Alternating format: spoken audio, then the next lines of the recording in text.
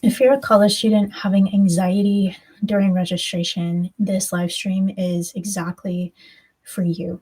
I'll be sharing 5 tips that will help you handle this anxiety.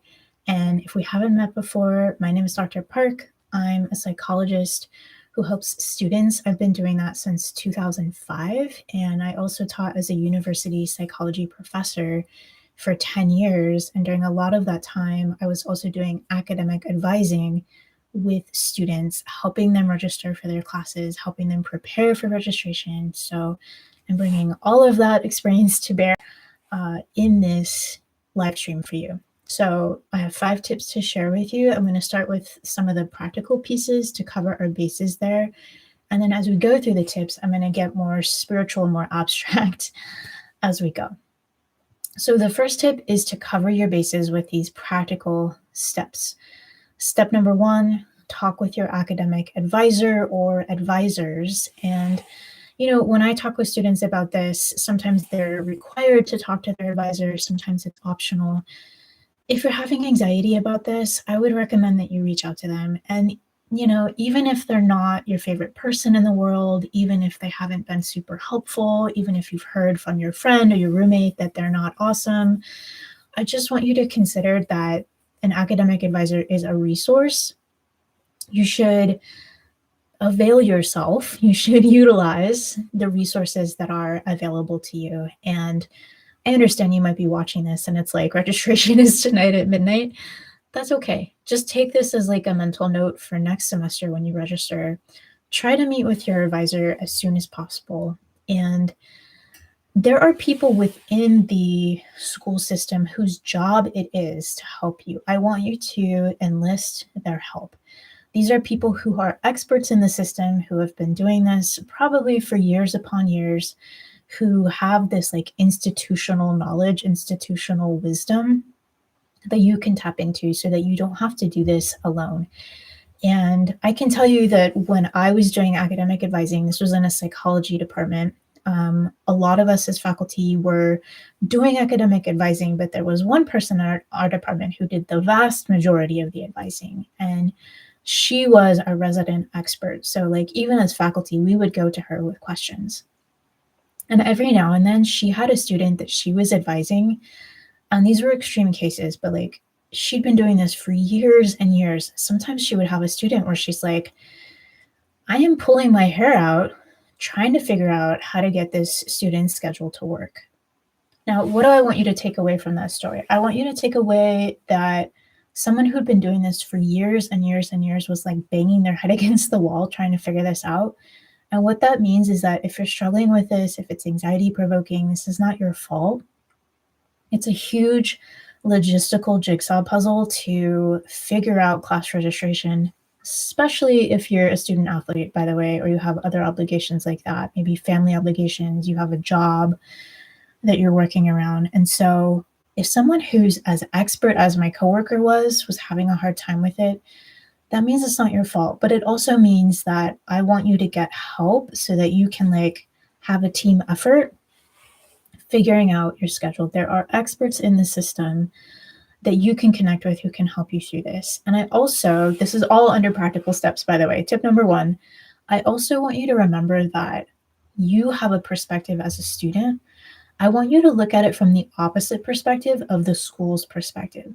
The school has, your school has an ethical obligation to make sure that you can graduate in a timely manner. And in a sense, they have to fulfill the promise that they made to you when you enrolled there. So they can't make it impossible for you to get the classes you need to graduate with the major that you want in a timely manner. And it's kind of like they made a promise when you enrolled, right? And they're taking your tuition dollars or your financial aid or whatever the case is. They need to be able to deliver on their promise of making sure you can take the classes that you need. That doesn't mean you're going to get exactly the classes that you want and exactly the timing that you want, but eventually, within reason, you should get the classes that you need in order to graduate. Now, some of the other practical pieces I want you to take care of, if you haven't already, is understand what classes you need for like your gen ed or your core requirements.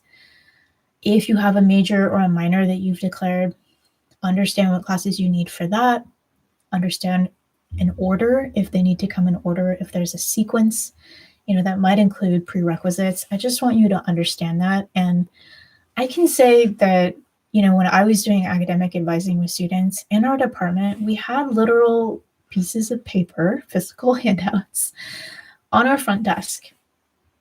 And it just showed you the map. It showed you for our major or to have us as a minor. In this case, it was psychology. But I would say there's very few students who walked in and took that piece of paper. They did so if we required it. Sometimes they were required to meet with us if they were a psychology major. But what I'm trying to say is I want you to do the things that other students might not be willing to do. I want you to consider that if you have a major or a minor, the department might have already created a resource for you that you can access if you do a little digging. It might just be on their website.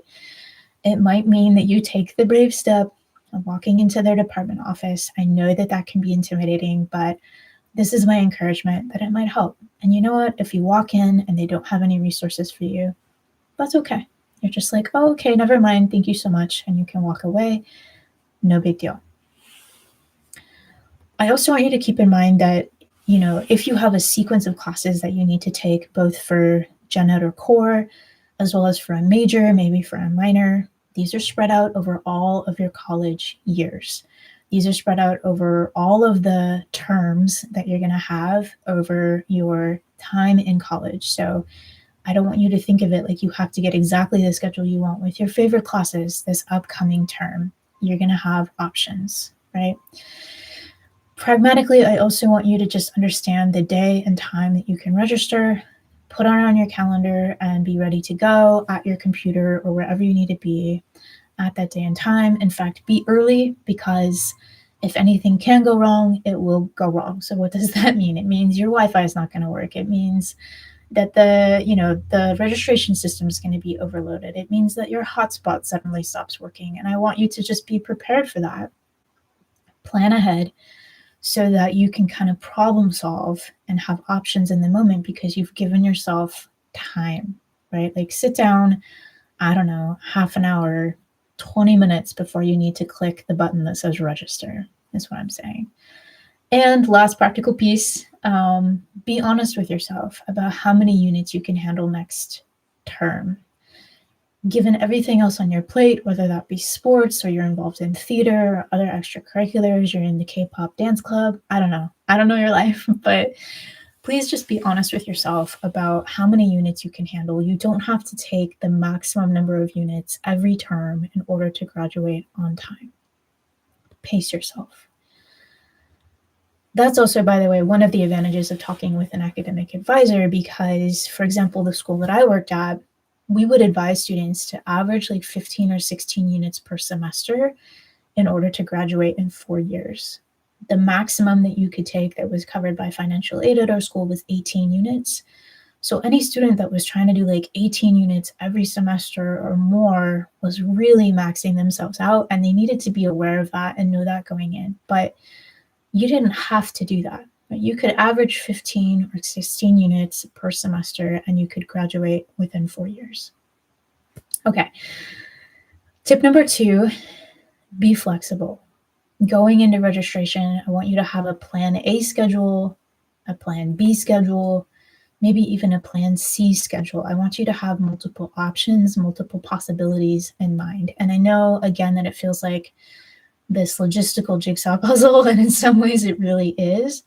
So because that's the situation, I want you to approach it with flexibility rather than rigidity. So flexibility is, I could have this schedule, I could have that schedule, or I could have this other schedule. Rigidity is, I need this one exact schedule or else I'm going to die. So I also want you to resist the urge to have these cascading thoughts where you attach a lot of assumptions to whether or not you get a certain class. So for example, instead of thinking, if I don't get that one class, which is a prerequisite for this other class, then that means that I'm not going to get into this lab, and then I'm not going to get into that lecture, and then I'm not going to graduate within 4 years, and then I'm going to end up homeless, and I'm never going to become, let's chill. Okay, let's chill for a second. It doesn't necessarily mean that. Being flexible means that you can have an imagination for how there are multiple possible good schedules. This still help that I hear students talk about is like, I want to be a doctor, I want to be a lawyer, I want to be an engineer, I want to be a nurse, fill in the blank. Typically, there are multiple good paths for you to reach your goal, just one. I can say for myself, I worked super, super hard in high school. I was very high achieving, in my grades, in my AP classes, which is advanced placement here in the US. I worked really, really hard on studying for the SAT and the ACT. I got into a very selective university. I flew across the country. I went there for freshman year. I made some awesome friends who are still my friends, but guess what? I transferred. I totally changed what school I went to after freshman year. So, and by the way, like I love the career that I have now. And I knew since high school that I wanted to be a psychology major. I was a psychology major freshman year and all throughout college. But I took a different path than what was expected. It was much more zigzag. I ended up going to a graduate school that like I had never really even heard of before and hadn't considered. And it was awesome for me. So I just want you to be flexible, be open to the fact that there are multiple different pathways that will get you to where you want to go. So tip number 3 is about problem solving. Let's say you go to register and you don't get one of the classes that you wanted or that you even really needed. What if you don't get a few classes that you really wanted or needed? What can you do? And I want us to think about this with flexibility, but also this like problem solving mentality. So for example, could you talk with an academic advisor? Could you put yourself on the wait list for the class? Could you send a very polite email to the professor? And yes, you can ask AI for help, but don't make it like obviously written by AI because we can tell. Use AI for help, but use your own voice. Be very polite and respectful. Could you show up on the first day of class and try to talk with the professor even after class? I know that sending an email or showing up might be very intimidating to think about, but those are steps that you can take. Those are options that you have. And this is my way of encouraging you and saying, consider that you have these options. You can do this, okay? And you don't have to avail yourself of certain options that feel impossible for you either. When it comes to emailing professors or talking to professors, if that's something that is, doable for you, even if it makes you nervous, I want you to keep in mind as well that some professors are in a position where they have flexibility to add you to their class. Other professors don't really have the option of doing that. It's going to depend on your school and on the program that they teach in and so on. So there's no guarantee that they can add you, but it's a type of situation where it's like the worst that can happen is that they say no. I don't know, maybe they know about another section of the class that's going to open up and you wouldn't have known about that. You would not have had the hope of that other section opening up unless you talked with the professor. And what if you do like all these steps to problem solve and you basically cannot take this class or these classes that you wanted to take this upcoming term and it's a closed door? Sometimes in life that does happen. That's kind of the tough love, harsh reality here. Sometimes in life, doors close. I want you to take that as a sign and consider what the opportunity is in that moment. So, how could that be an opportunity? Maybe you could knock out a core requirement. Maybe you could take a goat yoga class to help with your stress level. I don't know. I'm trying to make you laugh a little bit. I know it's a very stressful topic. Can we just laugh a little bit? Have a little lightheartedness about this. Can you take a different class at a community college that you know will transfer into your school that you can take credit for? Could you take a class online? Could you take a class during winter term or during a summer term or some other way? Try to think about how it could be an opportunity even though the situation is sucky. Okay. Tip number 4 is to take a big picture view. In the grand scheme of your life, There is no one class, there is no set of classes, there is no major, there is no minor that is going to make or break your college years, your grad school dreams, or the career that you are hoping for and dreaming about. There is, I understand that you might be in a position where you're like, I want this major and I want this minor. Cool. I support you. I believe in you. I encourage you. I also want you to think outside the box here that typically our paths in life are not one to one. So let's say you're like, I want to be a pre-law major because I want to be a lawyer. And I've always wanted to be a lawyer. Cool. I understand. I want you to be a lawyer as well. I'm joining with you in that goal. I want you to understand that there are multiple different majors that people have before they successfully go to law school and become a lawyer. So I want you to have like a many to many thing, like mindset is what I'm trying to say. Instead of a one-to-one mindset of like, I have to do this one thing, which is a straight line that leads to my one goal, have a many to many mindset. Understand that there's many different pathways and there's many different ways that your goal could look. Even being a doctor, being a lawyer, being a nurse, being an engineer, there's like a lot of different ways that you can be any of those things. There's a lot of different ways that can look. Okay. So I just want you to be open-minded about that. And, the hard recognition here is that ultimately in life, we are not in control. So we can control the pieces within our realm of control, and we have to surrender the rest. And you probably don't want to hear that, but that's like, again, the caring kind of tough love truth about this is that we do need to surrender things that are outside of our control, which leads me to my last and final tip. Tip number 5 is trust. None of us know the future. We don't know if a couple months from now, God forbid, what if we have a family member who's sick and they're in the hospital and we wish that we had a less demanding course load so that we could be there for them and spend time with our family member? We don't know if we are going to be sick and in the hospital. Again, God forbid that should happen, but sometimes in life when we don't get what we want, I'm thinking of the Rolling Stones song now, you don't get what you want. You can't always get what you want. You get what you need. Sometimes in life when we don't get what we want, it can actually be a kindness. It can actually be a form of protection, and we can't see it in the moment. We might hate it in the moment. We might be devastated.